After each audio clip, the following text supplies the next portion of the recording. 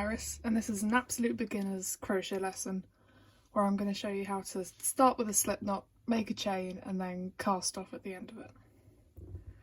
So if you're first starting out crocheting, all you really need is a hook and wool. If you're going to go out and buy a hook, I'd recommend getting a 4mm one. It'll normally say on the handle.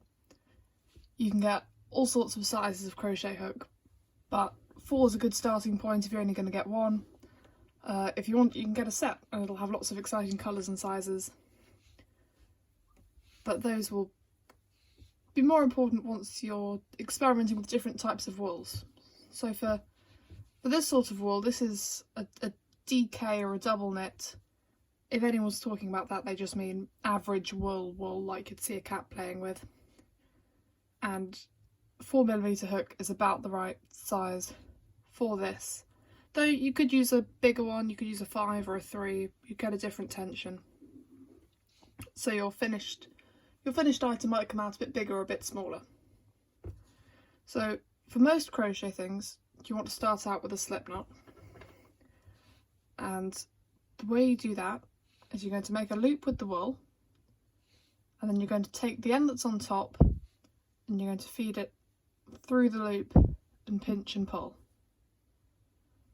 And you see you'll get a knot in the wool with the loop and your ball on one end, the tail on the other end, and you'll be able to pull the piece of wool to make the hole smaller, and you can pull it out bigger. I'll just show that again. So you're going to lay the wool in a loop like that. The end that's on top is going to come underneath, and you're going to pinch and pull through and pull to make a knot. It might seem tricky at first, but once you get the hang of it, it'll be so easy. You'll do it without thinking. I've had to think quite a lot remembering how to do it in the first place. So once you've got your loop and you've got your crochet hook, the way you're working when you're crocheting is that the 3 back fingers on each hand are your gripping fingers, and it's your thumb and pointer finger that are doing most of the work.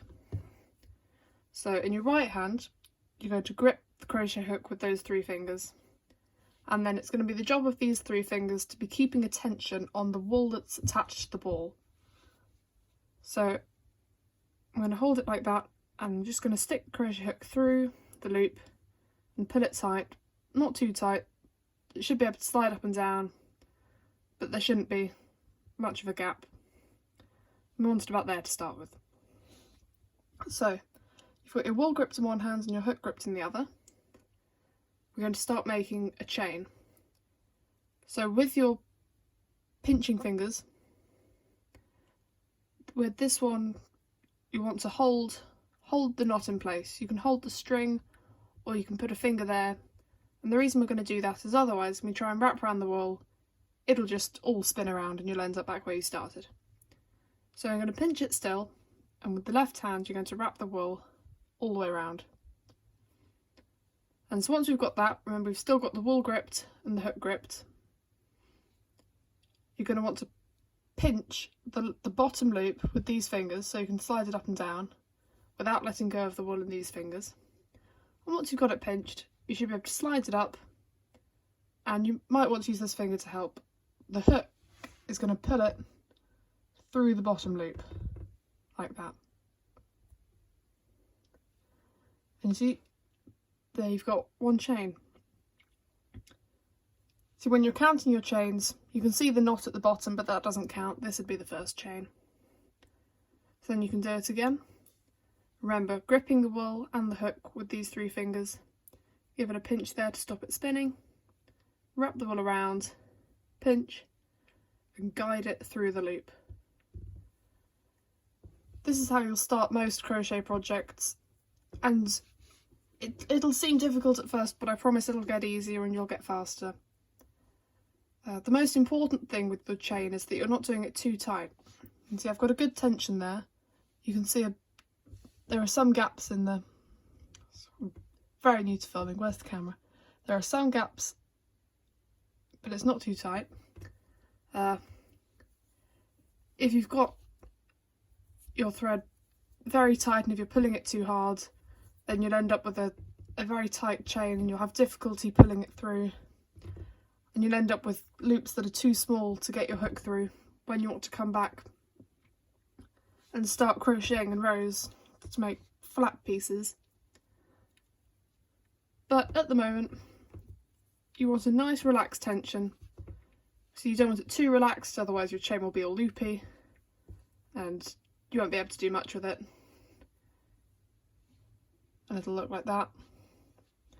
So somewhere in between. The wool should be able to slide through your fingers if you tug it, but you're just keeping sort of gentle tension. So that's our slip knot through the hook, grip, grip, pinch, around, pinch, through. And just keep practicing that. That'd be my best advice for if you're starting out crocheting. Just sit and make chains, because it'll help you so much with getting your tension right. And you can go for as long as you want. You can make them miles long. Use up the whole ball of wool if you want. That'll take you a while. While you're watching TV or whatever. Just keep practicing, keep making chains. And that's the best way that you'll get good at your tensioning. You'll get used to holding the hook, get used to holding the wool. And it gives you something that you can show off a bit. Because even as soon as you've started making chains, you can make things out of them. You know, make rings and bracelets, make them for your friends. They'll be very impressed. And so once you get to the end of your chain, however long you want it to be, I'm just going to grab a pair of scissors. And then I'm going to leave a bit of a string. Don't want it too short. So then I've got my string here. And again, as if I was about to crochet another chain, I'm gripping the wool and I'm gripping the hook, and I'm going to pinch it so it can't spin round. I'm going to wrap it round and I'm going to pull it through, but as I pull it through, once I've got that loop on my hook, I'm just going to keep pulling and the tail will come through. And if you give that a gentle tug, you'll get a knot. And then you've got a chain that's knotted at both ends and it's not going to come undone. And that's the starting point for most crochet projects if you're making squares. Squares or rectangles. So give that a practice.